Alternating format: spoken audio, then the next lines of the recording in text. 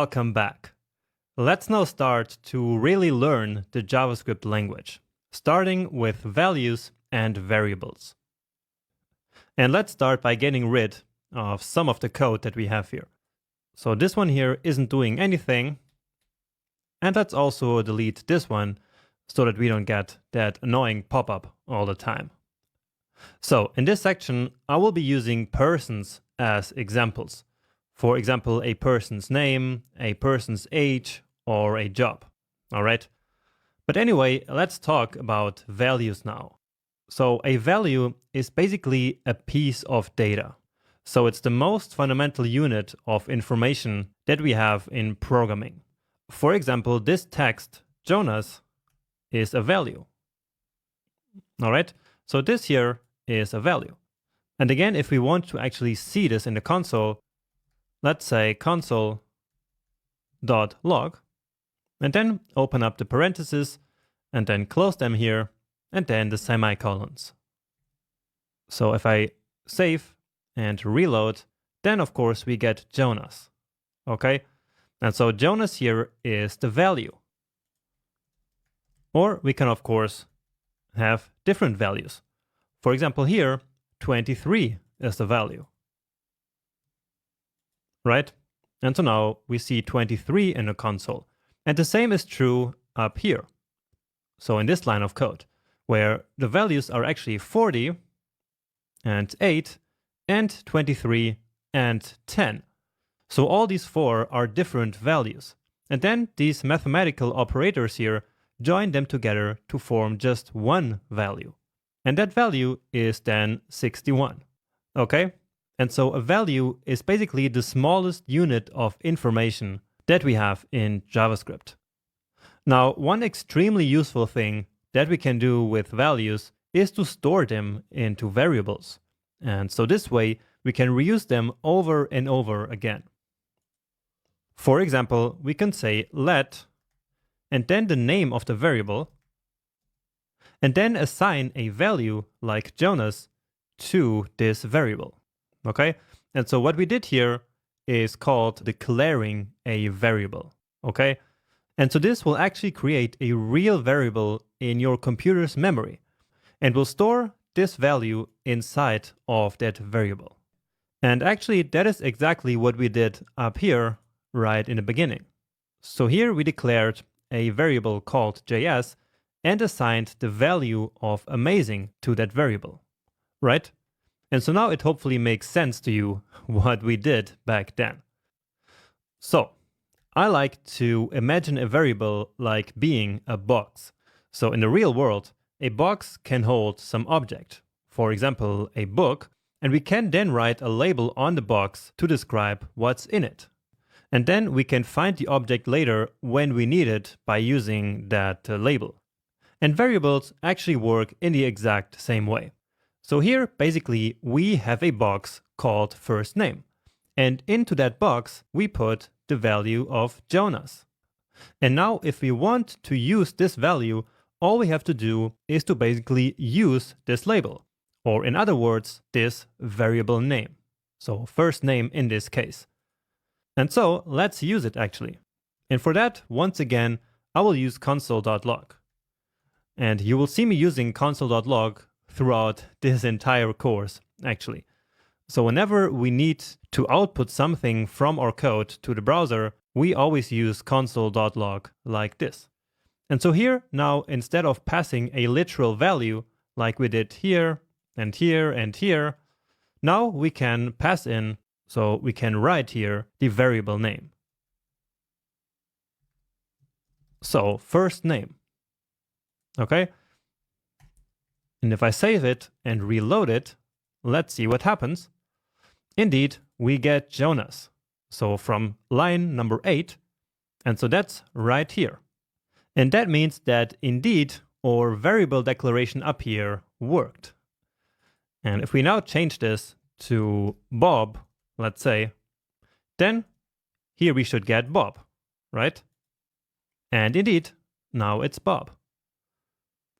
Let's put it back. And of course, we can now use this variable name many times.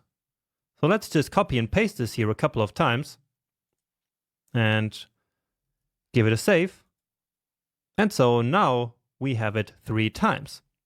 And that means that whenever JavaScript sees this variable name here, it will basically replace it with the original value that we assigned to the variable. So again, that's Jonas. And this is extremely useful because now if I want to change the first name to something else, I only have to do it in one place. So just here. So let's change it here to Matilda. And if I save it now and reload, of course, it will change in all the 3 places. So this is one of the big advantages of variables. Without variables, I would now have to manually change the value everywhere to Matilda. But like this, everywhere where I reference this variable, it will automatically get changed to Matilda. So that's one of the most important things to keep in mind about variables. Great. And now that we know what a variable is, let's just very quickly talk about conventions and rules for naming variables. Because we shouldn't just give random names to variables. So first, the way that I named this variable here is called camel case. Camel case means that whenever I have multiple words in a variable name, I write the first word with a lowercase and then all the next words with uppercase, like this. So if it was just first, we would write it like this. But if we had more than one word, like first name, person, then you see that all the subsequent words are written with this uppercase letter. And this is kind of a standard in the JavaScript world. But of course, there are other ways of naming variables. For example, we could write first name with an underscore like this. And this is very popular in other languages like Ruby. Or like this, okay? And you can use whatever you like most. Just keep in mind that it's kind of a standard in JavaScript to write variable names like this. So usually whenever you see other people's code, the variables will usually be written using the camel case notation. So that's kind of a convention of how to name variables in JavaScript, but there are also some actual hard rules in JavaScript about how we can name variables. For example, we cannot write something like this, like 3 years, and set it to the value of 3. So this is an illegal variable name, and VS Code actually warns us right away here. And again, that's because this variable name starts with a number. And if we tried to load this in JavaScript, we would get this error. So that's an invalid or unexpected token here. And it's important to actually start reading these error messages right from the beginning of the course. So we see that this is a so-called syntax error, which means that we did a mistake in writing our code. So that's a mistake in the code's syntax. And we can also see the line where the error occurred, so line 13, so that we can then go ahead and fix it. And notice how this error was shown in the console, even though we didn't use console.log in this case. Okay, so we don't need to use console.log for the console to show errors. All the errors that we make will always end up in the console, and also here with this, error icon. Now anyway, back to our naming conventions here. So we already learned that variable names cannot start with a number. And in fact, variable names can only contain numbers, letters, underscores, or the $sign. So for example, if we try to write Jonas and Matilda equals JM, we would once again get a syntax error, right? And this time it's telling us unexpected token end. And again, that's because this symbol here is illegal in variable names. They can only contain numbers, letters, underscores, or the $sign. So this here, for example, would be allowed. So if we reload now, we get no more errors here. Another error might occur when we try to name a variable using a reserved JavaScript keyword. For example, if we did this, so new, for example, set it to 27, then this would also not be allowed. So you see unexpected token new. And that's because new is a reserved keyword in JavaScript, as we will see a little bit later. And the same goes for something like function. So again, unexpected token here. If we wanted to fix that, we could, for example, start this variable name with an underscore or with the $sign. So that's the only two symbols that are allowed besides letters and numbers. Another variable name that's kind of reserved but still actually allowed to use is the word name. So we could do this and it would actually work, but in some cases this creates some problems because again, this is kind of a reserved keyword, but it's still legal to use. But since it is a keyword, never call your variables just name. Okay, that's why I always call them first name like this. Let's actually get rid of this one because we already have first name up there. Now, another convention is that we should not start a variable name with an uppercase letter. So we should not do this. So let person Jonas. Now, again, it's a convention, so that's not illegal. It's just that we use this kind of variable names with an uppercase letter for a specific use case in JavaScript, which is object-oriented programming, as we will see later in the course.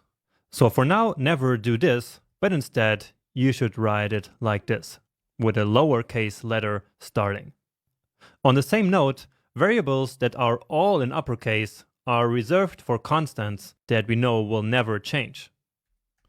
For example, the number pi, which is like 3.1415 and so on and so forth.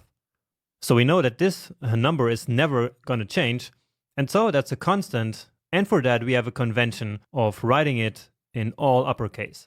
And VS Code actually marks this variable name with a different color, because it knows about this convention that we use. Of course, you could also write it like this, but then this would be kind of weird actually. So if it's a real constant, write it in uppercase like this. So that's a pretty normal convention there in programming as a whole. Finally, to finish this lecture, let's talk about one final convention, which is to make sure that our variable names are descriptive. And that's very important to write cleaner code. So when you name your variables, it should be really easy to understand exactly what value the variable is holding, just by reading the name of the variable. And that's kind of what we did up here by calling this one first name. But let me show you another example.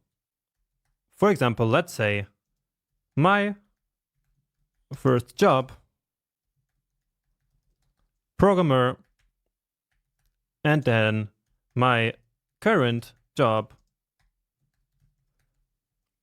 teacher. So this is much better than writing this. So job 1, programmer,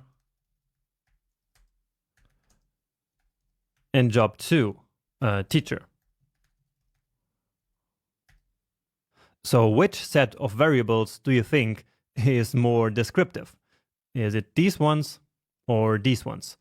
And I hope that you agree with me that it's much easier to understand what programmer and teacher are in this case here by simply looking at the variable name. So we know that my first job was programmer and that my current job is teacher. While down here, well, we would simply know that these are two different jobs. We don't know anything about them. And so this approach up here is a lot better. So keep that in mind whenever you write your own variable names. And actually keep all of this in mind that we just talked about for naming your variables. Okay?